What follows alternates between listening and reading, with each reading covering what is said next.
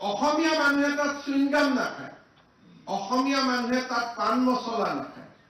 অথচ ইয়াত যদি আমি কাৰোবাক কম পান মছলা নাখাব, তেওঁ ভাবিব পান মছলা খোৱাটো মোৰ জন্মস্বত্ব অধিকাৰ, ইয়াক কেনেকে মুখ্যমন্ত্ৰীয়ে মানা কৰিব পাৰে? বোলে থুই নেপেলাব। আৰে নতুনকৈ নিৰ্মাণ হোৱা ফ্লাইঅভাৰত প্ৰথম থুই পেলোৱা অধিকাৰটো মোৰ হয়, ইয়াক আমি কেনেকে না কৰিব পাৰিব? কোন মুখ্যমন্ত্ৰীয়ে মোক মানা কৰিব পাৰিব? Because this is my first right. যেতিয়া প্ৰথম দিনাখন কোনোবা এখন মেডিকেল কলেজত যাওঁ, ৱালখন একদম বগা হৈ আছে, তাত প্ৰথম থুই পেলোৱা অধিকাৰটো মোৰ, কাৰণ গ্ৰিনিছ ৱৰ্ল্ড ৰেকৰ্ডত তেতিয়াহে মোৰ নামটো লিপিবদ্ধ হ'ব। ইনভেষ্টৰসকলৰ লগত কথা পাতোতে অসমীয়া প্ৰবাসী অসমীয়াসকলৰ লগতো মোৰ সাক্ষাৎ হৈছিল। তেওঁলোকে মোক কৈ আছিলে যে মুখ্যমন্ত্ৰী ডাঙৰীয়া, আমি ইয়াত থুই পেলাব নোৱাৰো ৰাস্তাত। মই বোলো থুই পেলালে কি হ'ব? বোলে চুইংগাম খাব নোৱাৰো। বোলে চুইংগাম খালে কি হ'ব? বোলে ছাৰ থুই পেলালে চুইংগাম খালে লগে লগে কেমেৰাই ধৰিব আৰু ঘৰলৈকে এখন ফাইন গুচি যাব। অসমীয়া মানুহে তাত তামোল নাখায়, অসমীয়া মানুহে তাত চুইংগাম নাখায়, অসমীয়া মানুহে তাত পান মছলা নাখায়।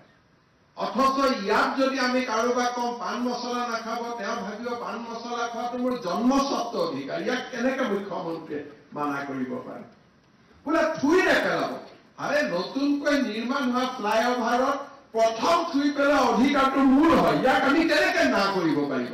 কোন মুখ্যমন্ত্ৰীয়ে মোক মানা কৰিব পাৰিব? Because this is my first right.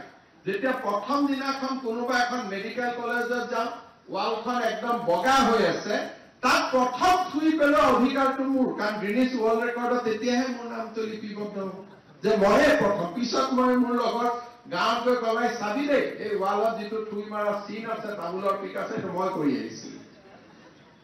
চ' তাৰমানে আমি এতিয়াও যিটো ব্যৱস্থা, এই ব্যৱস্থাটোক আমি শৃংখলিত এইকাৰণেই কৰিব পৰা নাই, কাৰণ আমাৰ প্ৰশাসনত এফিচিয়েঞ্চিৰ অভাৱ।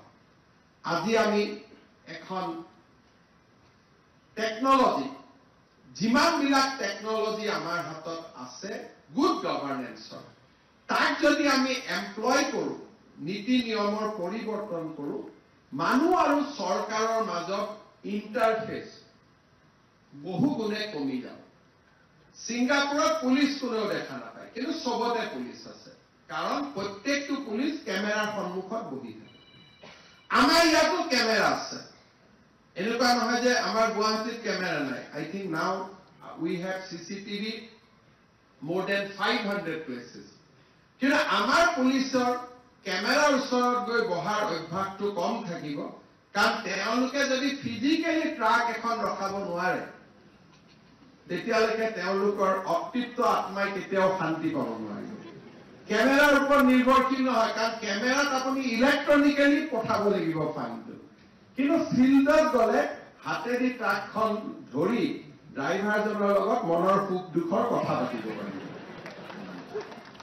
তাৰমানে উই have systems, we have technology, but we do not want to deploy technology. কাৰণ ই probably আমাৰ মাইণ্ডছেটৰ লগত খাপ নাখায়। মই এটাই কথা ক'ব খোজো যে এনেকুৱা কেতিয়াও হ'ব নোৱাৰে যে আমাৰ অসমখন সদায় পিছুৱাই থাকিব। আজি বহু সময়ত আমি দেখা পাওঁ যে লাহে লাহে আমাৰ ৰাজ্যখন আগবাঢ়ি গৈছে, বাট উই কেন গো মোৰ ফাষ্টাৰ।